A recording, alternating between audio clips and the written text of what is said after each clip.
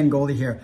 I want to demonstrate for you the number one thing that you are doing all the time. I guarantee you're doing it all the time, and people are doing it all the time to you. Everybody does this all the time. The number one thing that everybody's doing all the time to damage their relationships, damage their opportunities, and damage their own ability to succeed at their own goals and desires. You want to see what it looks like? This is what it looks like. Hey, this is Ken. Yeah, you know that I said I'd have that report into you by Friday at 9 a.m.? Yeah, something came up next couple days. It's going to be tough. Can I get it to you by noon? That'd be great. All right. Thank you. Yeah, noon. Okay, thank you. Bye. Some people would call that conversation something like renegotiating an agreement. Nah, people don't really use that phrasing all the time, but it's the phrasing that mostly comes to mind. I just renegotiated an agreement. I had agreed to get something to somebody by 9 o'clock in the morning, and I just renegotiated that to noon. I call that conversation breaking a commitment.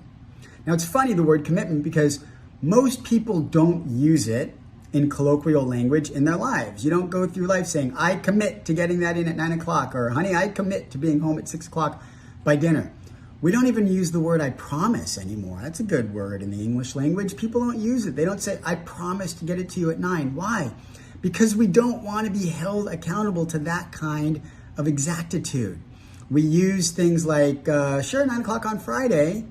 And then if we don't get it in by 9 o'clock on Friday, it's, well, I said 9 o'clock on Friday, or we make excuses in our minds. Or maybe we even really did think 9 o'clock on Friday and we knew the other person did. And when something came up, we called to renegotiate. Better than just missing it entirely, right? I had a client say that to me the other day. I was taught that if you call somebody up as soon as you know there's going to be a problem and tell them there's going to be a problem and renegotiate the time, that's okay, right?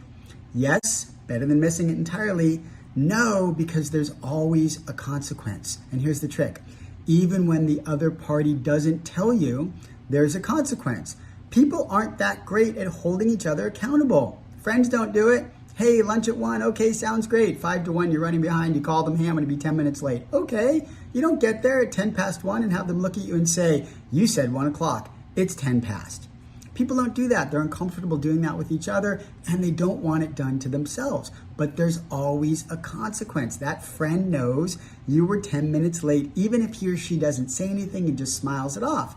You do it one time in a year, not a big deal if you're having lunch every week. If you're having lunch twice a year with somebody and every time you do it, you're late, they're going to know. And you know what's going to happen? They're going to stop having lunch with you. You get late on a report one time in a year with your boss, a report that's due every Friday at 9. One time after 50 weeks, you call up and say, hey, family emergency, I'm not going to make it. When they say okay, it probably means pretty close to okay. You got a very full trust bank, I call it.